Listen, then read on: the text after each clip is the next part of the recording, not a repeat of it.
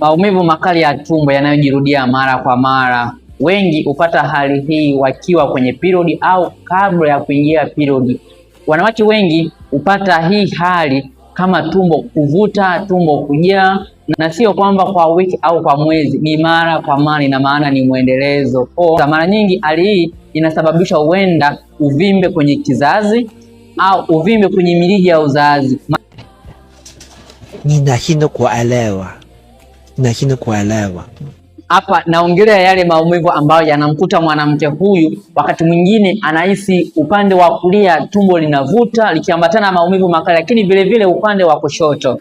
Hali hii inaashiria tayari huenda mirija yako ya uzazi upande wa kulia tayari na changamoto au uvimbe chini ya mji wa mimba. Lakini ushauri pekee ni kwamba hakikisha unafanya vipimo, hususan ultrasound, kubaini mirija yako ya uzazi iko sawa au mji wako wa mimba uko sawa. Pia kubaini ovari zako kama tayari zina dosari, ni vema ukafanya uchunguzi. Lakini tunaweza kuwasiliana vile vile kwa ajili ya ushauri na matibabu kwa ujumla. Usisahau comment, follow, like, tuwafikie wengi zaidi.